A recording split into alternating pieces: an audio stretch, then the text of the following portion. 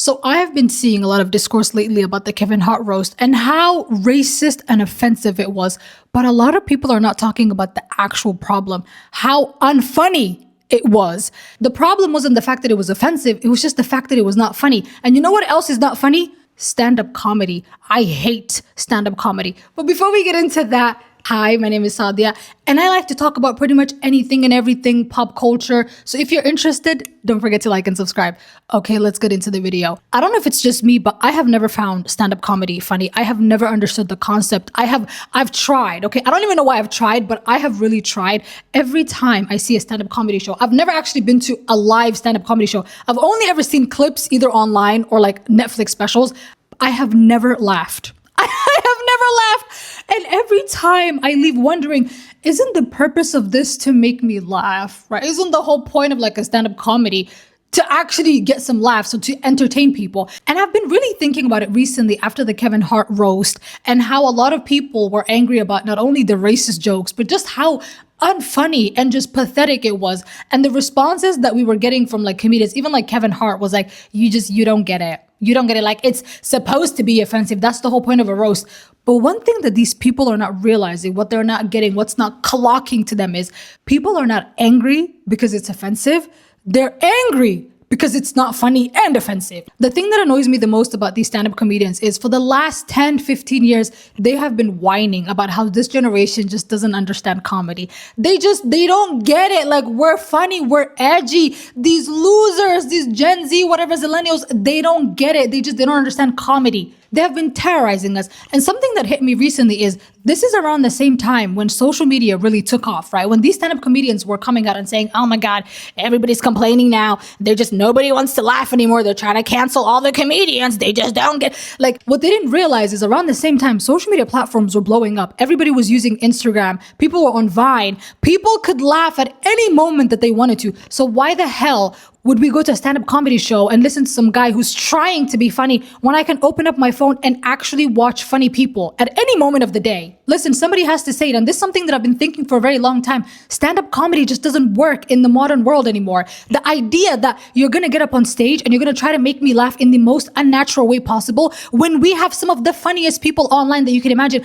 The funniest people are not stand-up comedians. They're people on TikTok. There's somebody on TikTok right now who's filming a video in their bedroom, in the bed, wearing a bonnet, that's funnier than all these stand-up comedians. Why would I pay money and go watch these people who are not even the funniest people ever, right? That's what they're not getting is in the modern world, we have options now, babe. Back in the day, you know why people went to stand-up comedy shows? They had nothing better to do. They didn't have TikTok. They didn't have Instagram. There was no Vine. They had no choice but to go to these stand-up comedy shows and sit there and listen to this fucking boring ass comedy. I'm sorry, I know I'm going crazy, but I hate stand-up comedy and I hate stand-up comedians specifically. I think it's mostly because it's like a male-dominated space. And one thing about men, they have nothing but the fucking audacity. And you know what pisses me off the most is when stand-up comedians are not funny, because for some reason, all the men want to be stand-up comedians, right? Everybody's trying to make everybody laugh. But once people don't laugh, now you're going to blame the audience, right? Now they don't get it.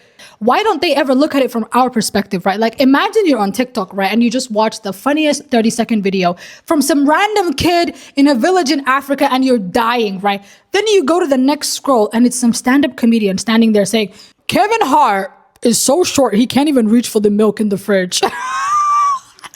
And then once people get in the comments and they're like, this is not funny, this is pathetic, this is trash.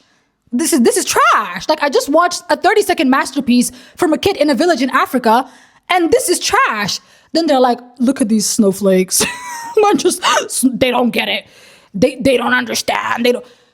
And that's the delusion of stand-up comedians. They really think that the reason we're angry at them is because they're so funny. Like, their comedy is just so good that we don't get it. We don't get it. Live from the Netflix is a Joke Festival. Welcome to A Really Bad Idea. It's the roast of Kevin Hart. And Philly is definitely in the house. Please welcome the roundest thing on tires, Shane Gillis. I better laugh. Welcome to the roast of Kevin Hart live in Los Angeles, where we're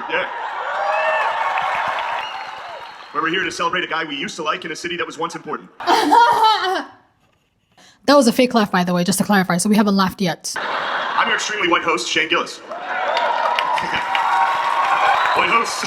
Big applause. Look, I'm not saying there's a lot of black people here tonight, but backstage, a production assistant asked me what color drank I wanted in my dressing room. I swear to God, I'm not trying to be a hater just to be a hater. I actually want them to make me laugh, right? None of that was funny, but everybody is laughing. Shell Underwood is here. Shell Underwood, a comedy legend.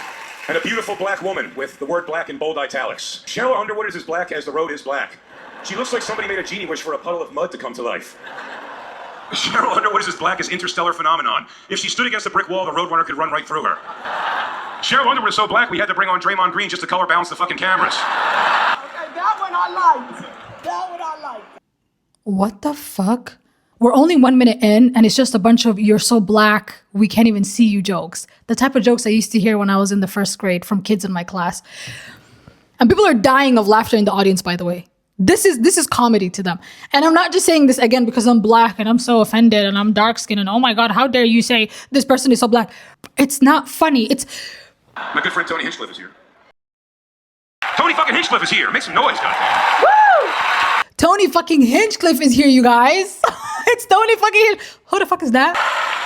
A lot of people might not remember, but Tony actually got canceled one time by his very own Asian opener for calling Tony a racist, yeah. And then Tony hired a new Asian opener to prove that he wasn't a racist, which I thought was the original Asian opener because I'm a racist.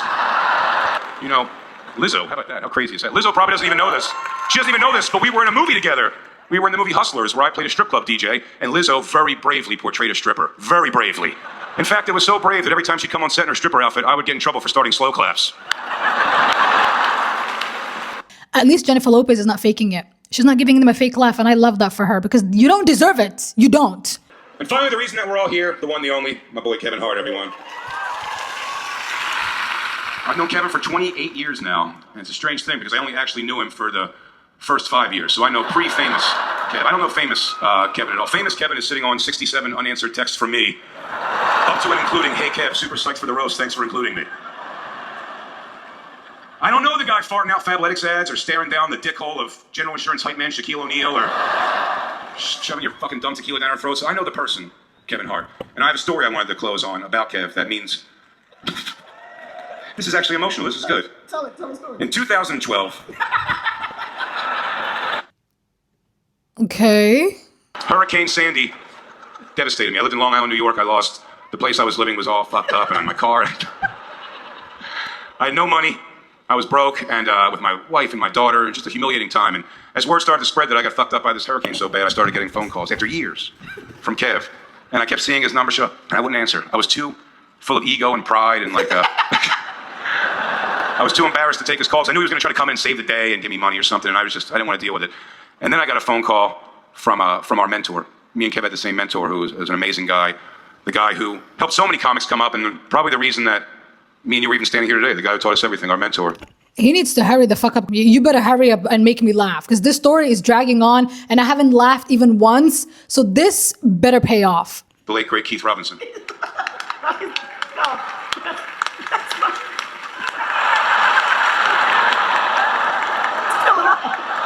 still alive, man. Oh, that's... Oh my God, I get it. That was the punchline. Is he said he's dead, but but he's actually alive. I can conclude that, like I said, stand-up comedy is not funny.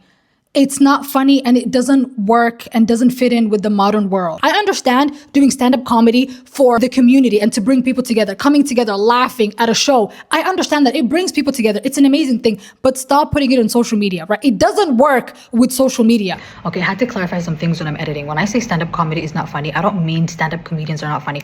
Obviously, there's a lot of funny stand-up comedians. On the top of my head, I can think of Dave Chappelle. There's a lot of funny stand-up comedians. I guess maybe my point was that everybody is trying to be a stand-up comedian these days. Again, I'm not an expert on stand-up comedy. I don't know what it was like back in the day, but I feel like in a way it's oversaturated now. Another person that I can think of is Bill Burr. I've seen clips of him. He's really funny, right? So when you're not on that level and you haven't had practice, like 10, 20 years of practice, and you're getting up on stage and you're not getting laughs, and you can't compete with like algorithms like TikTok, for example. Because I'm sorry to tell you, like a lot of times these stand-up comedians cannot compete with these random funny people on the internet. And because the algorithm just rewards anger and rewards rage bait, a lot of these comedians can only get attention by offending people. And because they can't get engagement, that's the only way they can do it. And then they come around and they're like, oh, you don't get it because you're sensitive. I guess that's my point. I'm not saying all stand-up comedians are not funny. I'm sure there's a lot of great stand-up comedians out there, but it's so oversaturated. It's so like when I'm scrolling on TikTok, on Instagram, I'm seeing all these random people doing stand-up comedy, doing crowd work. It's so desperate. You can feel the desperation, right? And when they don't get the attention that they want, they blame the audiences. Everybody's sensitive now. I guess that's my point. Also, another clarification, when I said stand-up comedy doesn't work well with social media, they can't compete, is what I mean is social media is so fast-paced, it's so quick. Stand-up comedy a lot of times is storytelling, right? And you have to build up, like you have to get to the joke, you have to land the joke. And that could take a while. And it's different once you see it on your phone, on TikTok, versus when you're there in real life. That's why it doesn't translate well. And the only way they can get attention then is by being racist and by just rage baiting and saying a bunch of dumb shit. And then they're like, oh, you guys don't get it. You're not a real stand-up comedian. Stand-up comedy is just not meant for social media. I guess that's my point. The younger generation is not just sensitive or they don't understand comedy. You just can't get away with being mediocre anymore. It's corny. What you guys are doing is corny. It's not funny. It worked back in the day because people didn't have options, like I said. That's all they had. That was the only way that they could laugh. But we don't need you anymore. And either you come to terms with that, or you shut the fuck up and leave us alone. That's it for today's video. Thank you guys so much for watching. If you enjoyed it, please don't forget to like and subscribe, and I'll see you in the next video. Bye.